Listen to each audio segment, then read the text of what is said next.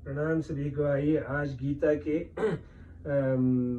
अध्याय 6 और श्लोक 10 से शुरू करते हैं।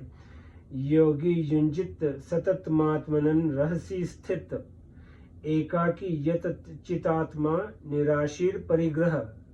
मतलब भोग बुद्धि से संग्रह न करने वाला, इच्छा रहित और अंतकरण तथा शरीर को वश में रखने वाला योगी अकेला एकांत में स्थित होकर मन को निरंतर परमात्मा में लगाए।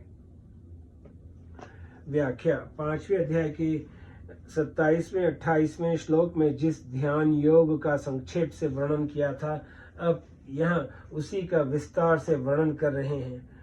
युज समाधौ धातु से जो योग शब्द बनता है, जिसका अर्थ चित्त वृत्तियों का निरोध करना है।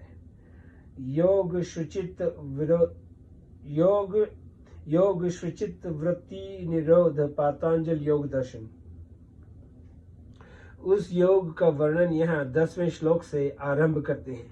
अपरिग्रह चित्त वृत्तियों के निरोध रूप योग का साधन संसार मात्र से विमुख होकर और केवल परमात्मा के सम्मुख होकर किया जाता है। अतः उसके लिए पहला साधन बताते हैं अपरिग्रह, अर्थात अपने लिए सुख बुद्धि से कुछ भी संग्रह न करे, कारण कि अपने सुख के लिए भोग और संग्रह करने से उसमें मन का खिंचाव रहेगा, जिससे साधक का मन ध्यान में नहीं लगेगा। अतः ध्यान योग के साधक के लिए अपरिग्रह होना जरूरी है।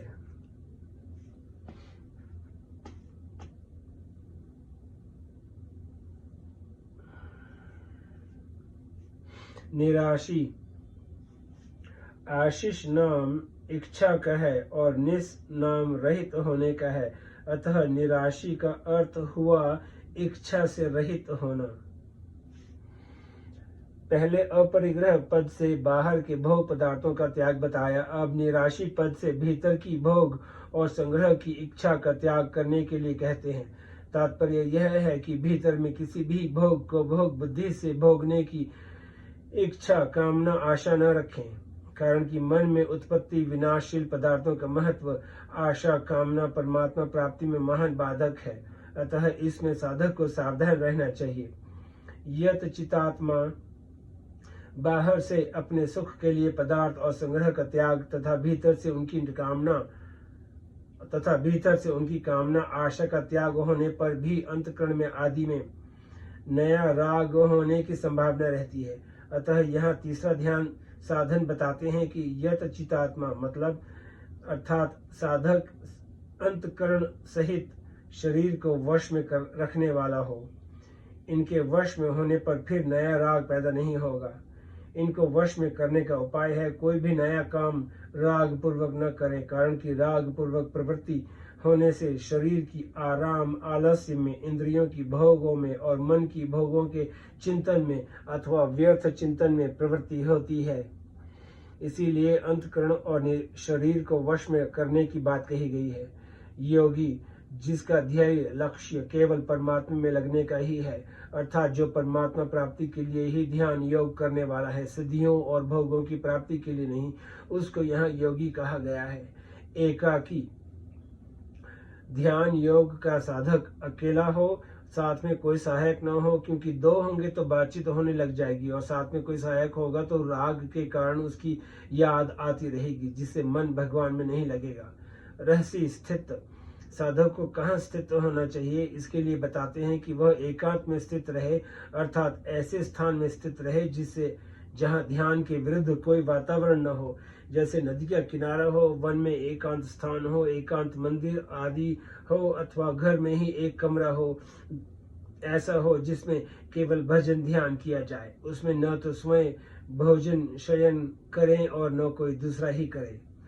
आत्मनन स्वतंत्र युंचित उपयुक्त प्रकार से एकांत में बैठकर मन को निरंतर भगवान में लगाए। मन को निरंतर भगवान में लगाने के लिए खास बात है कि जब ध्यान करने के लिए एकांत स्थान पर जाएं, तब जाने से पहले ही ये विचार कर लें कि अब मेरे को संसार का कोई काम नहीं करना है, केवल भगवान का ही ध्यान करना है। अतः भगवान के सिवाय दूसरे का चिंतन करना ही नहीं है। अब मेरे को संसार का कोई काम नहीं करना है, केवल भगवान का ही ध्यान रखना है। अब मेरे को संसार का कोई काम नहीं करना है, केवल भगवान का ध्यान ही करना है। अब भगवान के सिवा दूसरे का चिंतन करना ही नहीं है। इस बात को लेकर निरंतर सावधान रहे, क्योंकि सावधानी ही साधना है।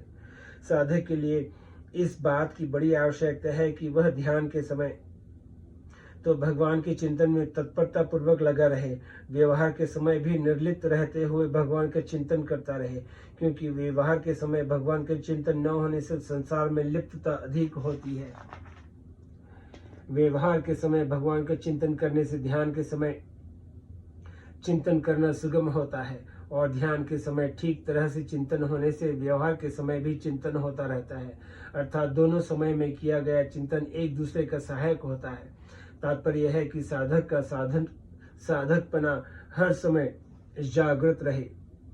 वह संसार में तो भगवान को मिलाए, पर भगवान में संसार को न मिलाए। वह संसार में तो भगवान को मिलाए, पर भगवान में संसार को न मिलाए। अर्थात सांसारिक कार्य करते समय भी भगवत स्मरण करता रहे। यदि ध्यान के लिए बैठते समय साधक अमुक काम करना है, इतना लेना है, इतना देना है, अमुक जगह जाना है, अमुक से मिलना है आदि कार्यों को मन में जमा रखेगा, अर्थात मन में एक इनका संकल्प करेगा, तो उसका मन भगवान के ध्यान में नहीं लगेगा। अतः ध्यान के लिए बैठते समय यह दृढ़ निश्चय कर ले कि चाहे जो हो जाए, गर्दन भले ही कट जाए, मेरे को केवल भगवान का ध्यान ही करना है। ऐसा दृढ़ विचार होने से भगवान में मन लगाने में बड़ी सुविधा हो जाएगी। साधक की यह शिकायत रहती है कि भगवान में मन नहीं लगता, तो इसका कारण क्या है? इसका कारण यह है कि साधक संसार से संबंध तोड़कर ध्यान नहीं करता, प्रत्युत संसार से संबंध जोड़कर करता है। अतः अपने सुख सेवा के लिए भीतर से किसी को भी अपना न माने, अर्थात किसी में ममता न रखे, क्योंकि मन वहीं जाएगा जहां ममता होगी। इसीलिए उद्देश्य केवल परमात्मा का रहे और सबसे निर्लिप्त रहे, तो भगवान में मन लग सकता है। अर्जुन पहले भी युद्ध के लिए तैयार थे और अंत में भी उन्होंने युद्ध किया। केवल बीच में वे युद्ध को पाप समझने लगे थे, तो भगवान के समझा देने से उन्होंने युद्ध करना स्वीकार किया। इस तरह प्रसंग कर्मों का होने से गीता में कर्म योग का विषय आना तो ठीक ही था, पर इसमें ज्ञान योग, भक्ति योग आदि कई पारमार्थिक साधनों का वर्णन कैसे आया है? उनमें भी यहाँ ध्यान योग का वर्णन आया है, जिसमें केवल एकांत में बैठकर ध्यान लगाना पड़ता है। यह प्रसंग ही यहाँ क्यों आया है? अर्जुन पाप के भय से युद्ध से उपरत होते हैं, तो उनके भीतर कल्याण की इच्छा जागृत होती है। अतः वे भगवान से प्रार्थना करते हैं कि जिससे मेरा निश्चित श्रेय मतलब कल्याण हो, वह बात आप कहिए। इस पर भगवान श्रेय करने वाले जितने मार्ग हैं वे सब बताने पड़े भगवान को। उनमें ध्यान यज्ञ, दान यज्ञ, तप, वेदाध्ययन, प्राणायाम, ध्यान योग, हठ योग, लय योग आदि को कहना भी कर्तव्य हो जाता है। इसीलिए भगवान ने गीता में कल्याणकारक साधन बताए हैं। उन सब साधनों में भगवान ने ये बात बताई है कि उत्पत्ति विनाशशील वस्तुओं का जो लक्ष्य है वही खास बंधन कारक है। अगर साधक का लक्ष्य केवल परमात्मा का है, तो फिर उसके सामने कोई भी कर्तव्य कर्म आ जाए, उसको समभाव से करना चाहिए। समभाव से किए गए सब के सब कर्तव्य कर्म कल्याण करने वाले होते हैं। संबंध पूर्व श्लोक में भगवान ने ध्यान योग के लिए प्रेरणा की। ध्यान योग का साधन कैसे करें, इसके लिए अब आगे के 3 श्लोकों में ध्यान योग की उपयोगी बातें बताते हैं। अब श्लोक है 11वां। शुचो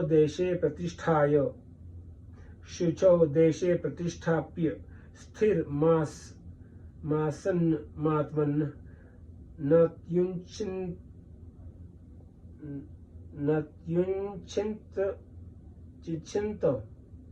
नात्युञ्चिन्त नातिनिंच चैलाजिन कुशोत्तरम। शुद्ध भूमि पर जिस पर क्रमश मतलब कुशल मृगशाला और वस्त्र बिछे हैं, जो न अत्यंत ऊंचा है और न अत्यंत नीचा है, ऐसे अपने स्थान आसन को स्थिर स्थापना करके शुचो देशे प्रतिष्ठाप्य स्थिर मासन्मात्मनं नात्युञ्चित नातिनिंच चैलाजिन कुशोत्तरम। व्याख्या। शुचौ देशे, भूमि की शुद्धि दो तरह की होती है। एक तो स्वाभाविक शुद्ध स्थान जैसे गंगा आदि का किनारा, जंगल, तुलसी, आंवला, पीपल आदि पवित्र वृक्षों के पास का स्थान आदि, और दूसरा शुद्ध किया हुआ स्थान जैसे भूमि को गाय के गोबर से लिप कर अथवा जल छिड़क कर शुद्ध किया जाए। जहाँ मिट्टी हो वहाँ ऊपर की 4-5 उंगली मिट्टी दूर करके भूमि को शुद्ध किया जाए। ऐसी स्वाभाविक अथवा शुद्ध की हुई समतल भूमि में काठ या पत्थर की चौकी आदि को लगा दें। चैला जिन कुशोत्रम, यज्ञपी पाठ के अनुसार क्रमश वस्त्र, मृगशाला और कुश बिछानी चाहिए। श्लोक में जैसा पाठ है अगर वैसा ही लिया जाए तो नीचे कपड़ा, उसके ऊपर मृगशाला और उसके ऊपर कुश बिछानी पड़ेगी। परंतु यहाँ क्रम लेना युक्ति संगत नहीं है, क्योंकि कुश शरीर में गढ़ती है। अतः नीचे कुश, उसके ऊपर मृगशाला और उसके ऊपर कपड़ा, ऐसा क्रम लिया गया है। क्योंकि पाठ क्रम से अर्थ क्रम बलवान होता है। पाठ क्रमादर्थ क्रमो बलियान। तथापि बिछाने में पहले कुश बिछा दें, उसके ऊपर बिना मारे हुए मृग का अर्थात अपने आप मरे हुए मृग का चर्म बिछा दें, क्योंकि मारे हुए मृग का चर्म अशुद्ध होता है। अगर ऐसी मृगशाला न मिले तो कुश पर टाट का बोरा अथवा उनका कंबल बिछा दें, फिर उसके ऊपर कोमल सूती कपड़ा बिछा दें। वाराह भगवान के रोम से उत्पन्न होने के कारण कुश बहुत पवित्र माना गया है। वाराह भगवान के रोम से उत्पन्न होने के कारण कुश बहुत पवित्र माना गया है, अतः उससे बना आसन काम में लाते हैं। ग्रहण आदि के समय सूतक से बचने के लिए अर्थात शुद्धि के लिए कुश को पदार्थों में, कपड़ों में रखते हैं। पवित्री प्रोक्षण आदि में भी इसको काम में लाते हैं। अतः भगवान ने कुश बिछाने के लिए कहा है। कुश शरीर में गड़े नहीं, और हमारे शरीर में जो विकृत शक्ति है वह आसन में से होकर जमीन में न चली जाए, इसीलिए मृगशाला बिछाने का विधान आया है, मतलब विकृत शक्ति को रोकने के लिए। मृगशाला के रोम मतलब रोएं शरीर में न लगे और आसन कोमल रहे, इसलिए मृगशाला के ऊपर सूती शुद्ध कपड़ा बिछाने के लिए कहा गया है। अर्थात अगर मृगशाला की जगह कंबल या टाट हो तो वह गर्म न हो जाए, इसीलिए उस पर सूती कपड़ा बिछाना चाहिए। नातिंचम, समतल शुद्ध भूमि में जो तख्त या चौकी रखी जाए वह न अत्यंत ऊंची हो और न अत्यंत नीची हो, कारण कि अत्यंत ऊंची होने से ध्यान करते समय अचानक नींद आ जाए तो गिरने की और चोट लगने की संभावना रहेगी, और अत्यंत नीची होने से भूमि पर घूमने वाले चींटी आदि जंतुओं के शरीर पर चढ़ जाने से और काटने से ध्यान में विक्षेप होगा। इसीलिए अति ऊंचे और अति नीचे आसन का निषेध किया गया है। प्रतिष्ठाप्य स्थिर मात्मनन, ध्यान के लिए भूमि पर जो आसन, चौकी या तख्त रखा जाए वह हिलने वाला न हो, भूमि पर उसके चारों पांव ठीक तरह से स्थिर रहें।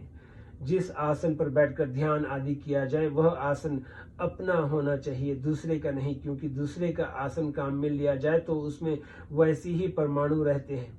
अतः यहाँ आत्मन पद से अपना आसन अलग रखने का विधान आया है।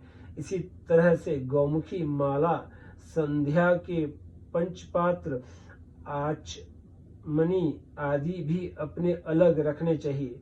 शास्त्रों में तो यहाँ तक विधान आया है कि दूसरों के बैठने का आसन, पहनने की जूती, खड़ाऊं, कुर्ता आदि को अपने काम में लेने से अपने को दूसरे का पाप पुण्य का भागी होना पड़ता है। पुण्यात्मा संत महात्माओं के आसन पर भी नहीं बैठना चाहिए, क्योंकि उनके आसन, कपड़े आदि को पैर से छूना भी उनका निरादर करना है, अपराध करना है। आइए आज यहीं पे समाप्त करते हैं, फिर कल श्लोक 12 से शुरू करेंगे। नमस्ते।